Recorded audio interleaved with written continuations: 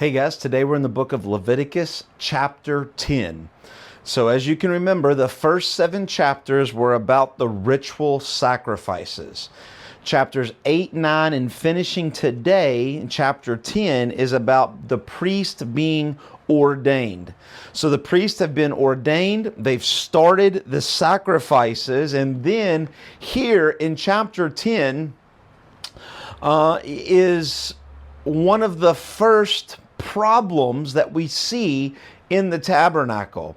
And it's good to understand this story because this story will continue to be brought up all the way through reading the Old Testament and even into the New Testament. So we need to have a good grip on this story. So in chapter 10, it says, "Now there was Nadab and Abihu," or in Hebrew, it's Nadab and Abihu. Okay, doesn't matter how you say it, I don't care, but now you know, right? So I'm going to say Nadab and Abihu, right? So there's these 2 guys, Nadab and Abihu, and they are the sons of Aaron, right? So Aaron, the chief high priest. And each took his censer and put fire in it and laid incense on it and offered unauthorized fire before the Lord. Now, there's a whole lot in this story that we necessarily don't know complete details about. So we're going to talk about that. Later on, Leviticus, it talks more about this story. So some of this is what we know. Some of this is projection as we read. But here's what happens. Aaron's sons get the high priest's censer and they put incense on it and they offer fire to it. But here it says unauthorized fire. This was not the fire that was from the altar. If you remember yesterday, God showed up and he had God fire, right? He sent fire, probably through lightning, but into the altar, and they would keep that God fire always going. Well, here the sons of Aaron, who wasn't supposed to have the censer, wasn't supposed to do anything with it, they kind of have a decision that they want to do worship their own way, that they want to see God in their own way. And so they take the censer, they offer fire, not God fire from the altar, but probably just man-made fire. And notice it says before the Lord. Now, it doesn't distinctly say what I'm about to say, but we would take this before the Lord, and then later on in Leviticus, we're going to read a little bit more about this story. How was Nadab and Abihu before the Lord? In the tabernacle, to be before the Lord would mean that you would have to be in the tabernacle. Maybe even in the Holy of Holies, okay? So somehow they're before the Lord. They're just not on the outside. They're close to God, and they're trying to be or become or want to be the high priest and is coming in to worship God. Now, whether they had a good intention or a bad intention, or later on, I'm going to give you a third one that says maybe they didn't have a clue what they were doing, okay? But no matter their intention here, they tried to come to God and offer unauthorized fire, something that was man-made, not God-made. And God had not commanded them. So they're doing something that the Lord has told them not to do. They're doing it in a manner in which they want to do. And so what happens? Verse 2, "And fire came out from before the Lord and consumed them." Fire came out from the Lord, before the Lord, so probably from the tabernacle, maybe even from the Ark of the Covenant or from the holy place or the Holy of Holies. But somehow fire came out from God Maybe enlightening, like it had done in chapter 9. We don't know, but somehow fire came out and consumed them. This is the same word that is used in chapter 9, verse 24, when it said that the Lord sent fire to the altar and it consumed the sacrifices. Nadab and Abihu were consumed, the same as the sacrifices, and they died before the Lord. Once again, before the Lord in the tabernacle. So here we have this story of building a tabernacle, the kind of sacrifices and the kind of worship that God wants. We have the ordination of the priest in order to do that. And now here we see the priests doing what they want to do, and God sends judgment on them, sends fire and consumes them before all the other priests that were there in the tabernacle, and of course before all of Israel. So you can imagine this is an interesting story, right? This is everybody knows this story. Verse 3, Moses said to Aaron, "This is what the Lord has said, among those who are near me, I will be sanctified," or "I will be holy." God is telling Moses, and Moses is telling Aaron as the high priest, but also all the other priests, right? This says, remember who I am. I'm not your best friend. I'm not just the boy next door. I'm not just some man behind a curtain. I am God. I am the holy God, and you must treat me as though I am the holy God. You can't just willy-nilly just stroll through the tabernacle, right? God has given rules and directions and built things and bells, and He's given so much to protect man and to order worship. And then we see here two priests kind of throw all that in the trash and do their own thing. So he says, I will be sanctified, I will be holy, and before the people I will be glorified, right? What's the point of God meeting with them? So that people would bring glory to God. And Aaron held his peace. This is a huge story because we see some of the first priests get wiped out instantly by God. But think about Aaron. Aaron is the high priest. Aaron is the one that is the mediator between God and all of Israel. And here his two sons get wiped out in judgment. This is the same Aaron who built the golden cow on Mount Sinai. Right? So here you can imagine as a dad, all these emotions. Am I being punished for my past? My sons just died. And so you can imagine emotions are running rampant. But notice what it says. Aaron held his peace. Aaron at this point, even though he probably loved his sons and was grieving desperately, chose glory, the glory of God, the holiness of God over his own grief. He didn't ask God a bunch of questions. He didn't blame God. He held his peace. He knew God was holy and what his sons, even though he loves them, but they've done wrong. And so they got what they deserved. God is holy. They were not. And Moses called two other guys, right? Mishael and Eli to Shaphan. And so he calls these guys, and they're the sons of Uziel, the uncle of Aaron. They're family, but they're not priests, okay? That's kind of the important part here. They're family, but they're not priests. And so he tells them to come and get the bodies because Moses would never want priests to touch bodies because that would defile them. They would be unclean and they would have to do the whole process that they've just done in chapter 8 and chapter 9 all over again, right? So he calls some people who's not priests.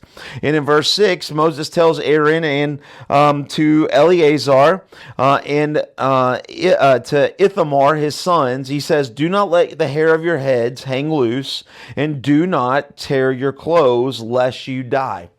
God tells them, do not mourn. Now imagine this is Aaron, his sons just died, but he's saying, don't you mourn. If you mourn, I will strike you dead. And you would say, man, that's harsh. The problem with mourning is when we mourn, we a lot of times blame something else for the reason of the death, right? Since the garden, man has began to die, and we die because of sin. Sin brings corruption, it brings sickness, and the earth is slowly decaying, right? So because of the fall, we die. And so even though today that we have someone that we love and they die, whether they die of natural causes or a car wreck or sickness or whatever, we, in order to understand the process and to work through our grief, we blame sickness, we blame cancer, we blame a traffic accident, we blame police officers, we blame ourselves. If I would have only got there sooner, if I would have known this, right? We blame. And so God tells them, though they've died, do not mourn, because I don't want you to accidentally blame me, right? Because how did they die? God killed them. He judged them and they died. And so if they mourn, they will blame God and God will have to kill them. So he tells them, don't let your hair down, don't tear your clothes because you'll die. He also tells them in verse 7, and do not go outside the entrance of the tent of meeting. Don't go out into Israel. Don't go out into the crowds and talk and do this and that. He says, keep doing your job. You're a priest. You're in the tabernacle. Keep doing the sacrifices. Keep doing what you've called to do, right? Don't get caught in all of the traps that are outside of the tabernacle. Stay here. Keep your head down. Keep working. And then in verse 8 it says this. It's unique. It says, and the Lord spoke to Aaron, saying, drink no wine or strong drink, you or your sons with you, when you go into the tent of meeting, lest you die. So they can't mourn, got it. They can't drink. They can't become drunk. They can't drink alcohol when they're going into the tabernacle. Now, I would say when I read this, I would say, man, that's kind of weird, right? I get the no mourning. I've got that attaches, but why no drinking? You would think that that God would have attached this into the priest's responsibilities before chapter 10, right? It would have been in chapter 9, chapter 8, probably even back in Leviticus when we talk about the priests and what they're going to wear and what they're going to do. In the book of Exodus. So why here? I think, and this is just me, this is not biblical, I think that the reason verse 8 is here is because Nadab and Abihu were drinking. They might have had too much to drink, maybe a little under the influence, and wasn't in the proper mind to understand what they were doing. And so they pick up the censer of the high priest and they put some incense and they take some fire and they're having a good time. And they walk into the tabernacle and God judges them. He smites them. He kills them dead. So because of that event, right? Because of that, don't grieve. Don't grieve. Don't mourn because you're going to blame me. Don't leave the tabernacle because you're going to get in a he said, she said and lead people to hate God and I will smite you. And oh, by the way, don't do what Nadab and Abihu did. They were drinking. They weren't in their right mind. So let's just make that a new rule. From now on, don't drink when you're doing the work of the Lord. And we would say today that makes pretty good sense. You don't want me coming into the pulpit drunk. That would be crazy.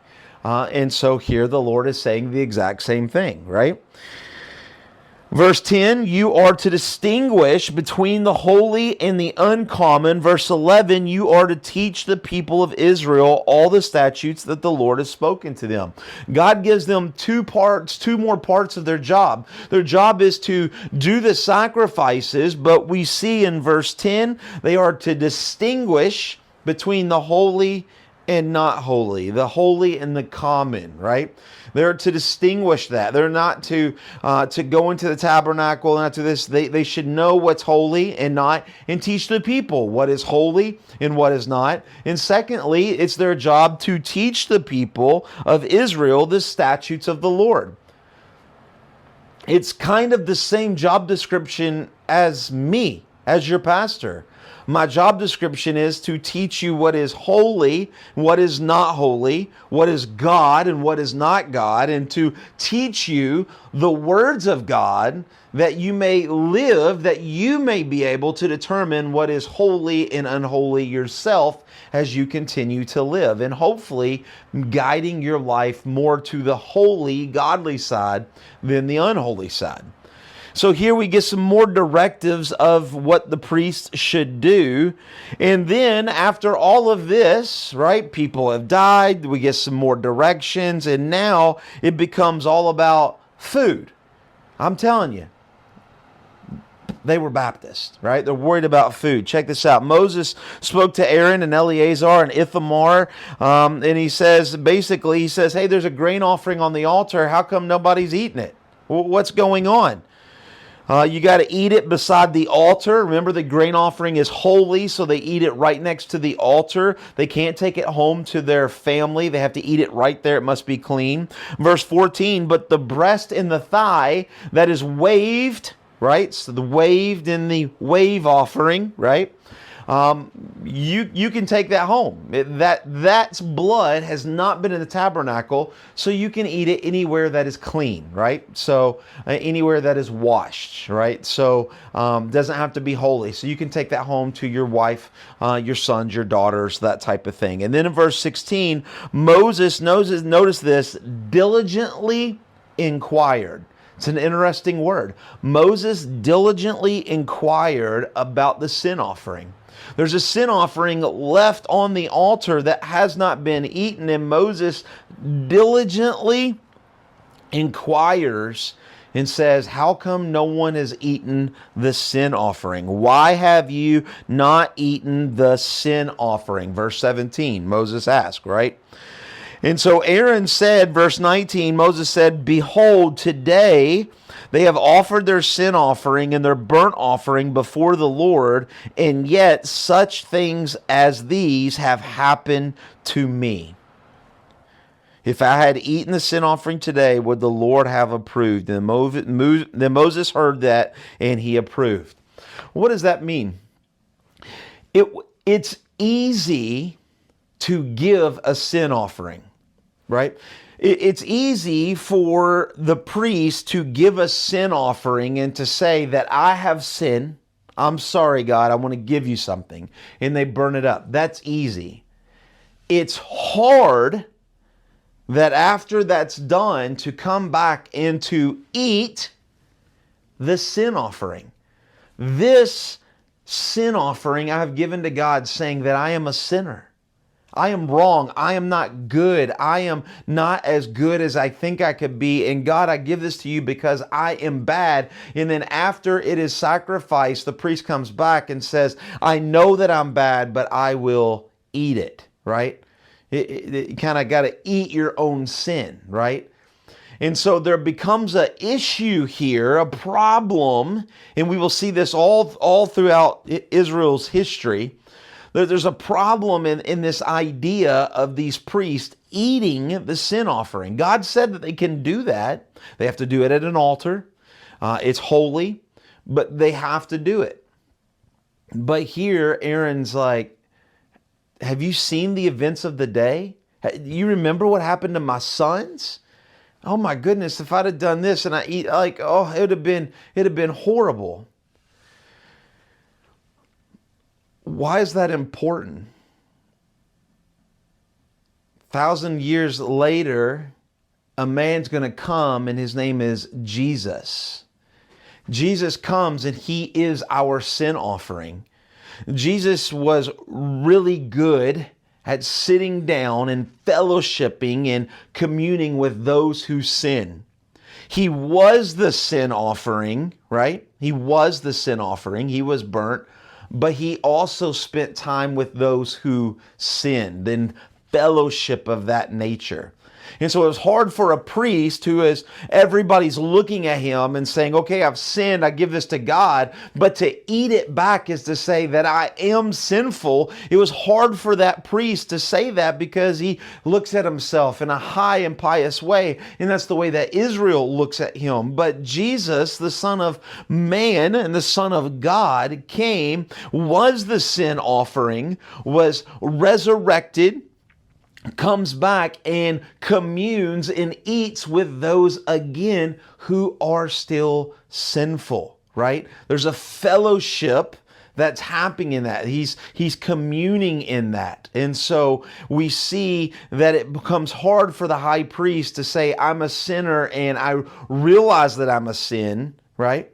That I want to eat this back. I want to commune with those who sin. And Jesus says that I did not sin, but I will die for those who have sinned, and I will commune with those who do sin, that I might bring them salvation. I might bring them something that is good. And so I hope that makes a little bit of sense. And we will start a new section, chapter 11, tomorrow. See you then. God bless.